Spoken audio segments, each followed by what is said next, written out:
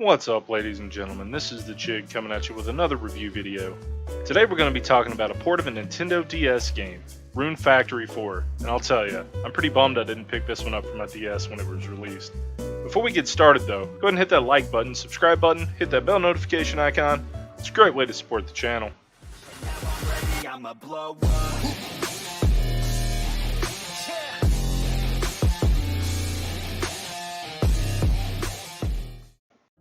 Where do I start with this game? I'm completely blown out of the water by this one, folks. After a few minutes of backstory and some how to swing your sword shenanigans, you're thrown right into the world of Selphia, where you get to start your adventure.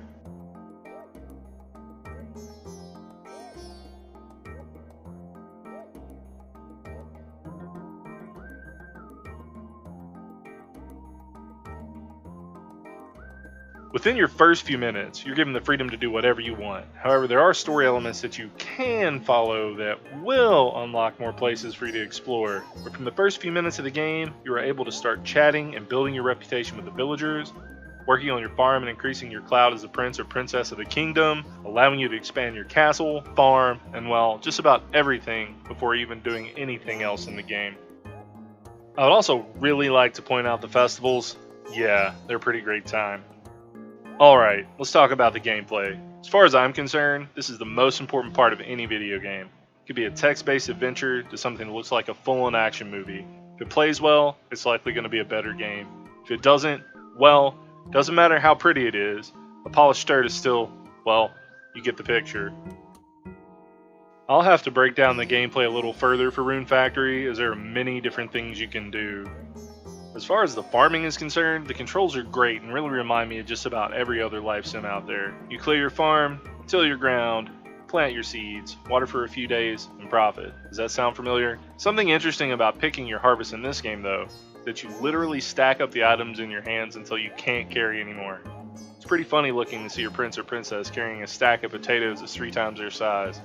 Anyway, there are other places you can farm, not just your backyard.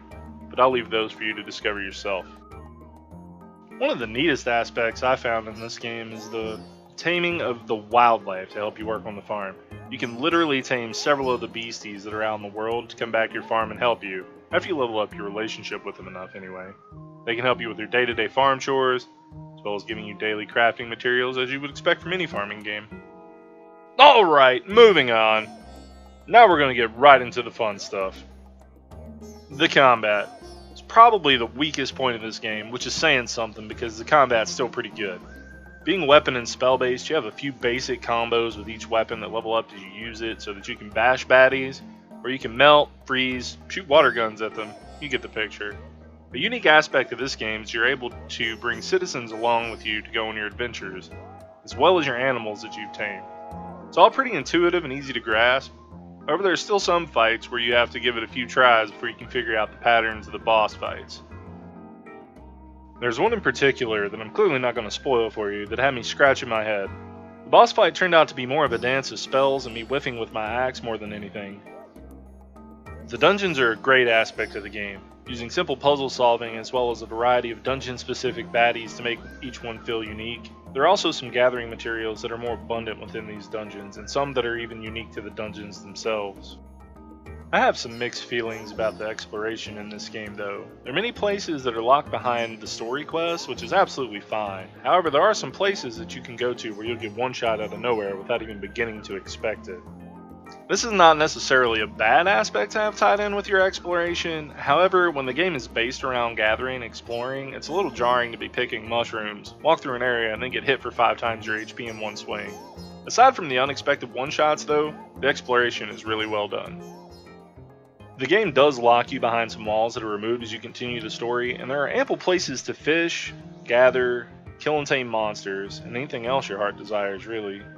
Something that I noticed that really stood out to me with Rune Factory is that you're rewarded for sticking to one type of weapon, so take that as you will.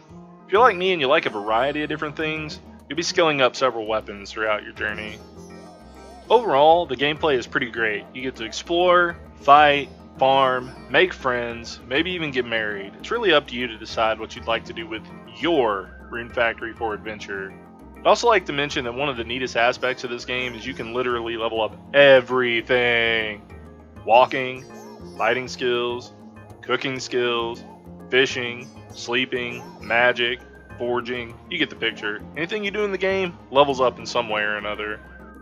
As far as gameplay is concerned, I give Rune Factory 4 a solid 21 out of 25.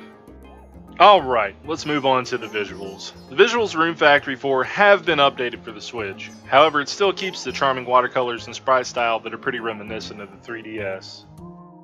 Something that I found pretty interesting about the visual style is that while you're interacting with an NPC, you and the other character are presented in anime still shots with chat bubbles under you. That seems pretty unique and fun.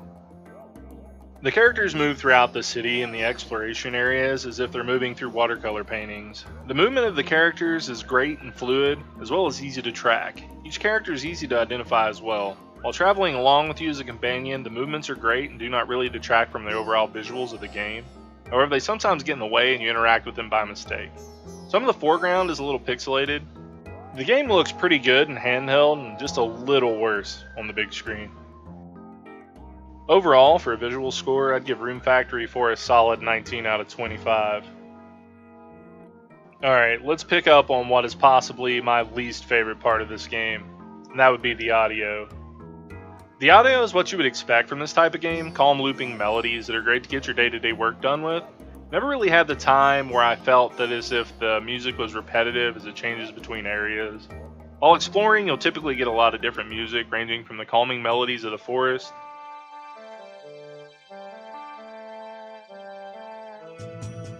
to a creepy chilling soundtrack from a haunted mansion.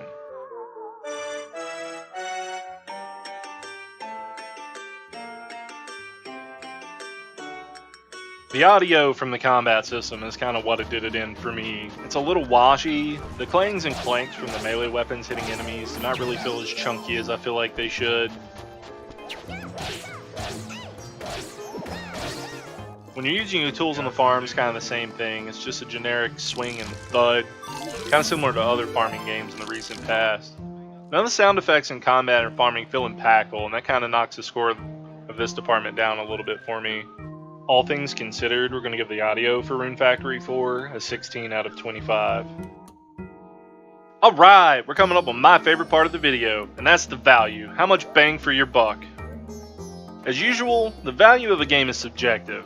However, I feel as though this game is a great investment for the amount of enjoyment you can get. Coming in at $39.99 on the US eShop, maybe a little cheaper physical copies if you're lucky in your area. I've seen it as low as $37.99. This game offers a lot of gameplay and variety. Your mileage may vary if you make a beeline through the story, for example, or you literally stop to smell and grow the flowers. Having so much to do and so many different NPCs to do stuff with, if you just play through the story, you're looking at between 50 to 60 hours of gameplay.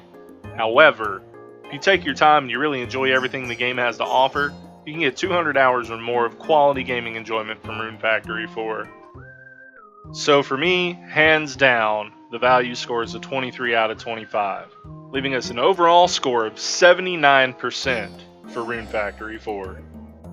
So my recommendation for Rune Factory 4, 100% receives the Chig's seal of approval. If you're looking for a game that is easy to pick up and play, as well as an overall relaxing experience with plenty to do and different things to accomplish, this is definitely for you. I'm a huge fan of life simulation genre, and I can say without any doubt that Rune Factory 4 is one of the greats, and I am absolutely stoked that it came to the Switch.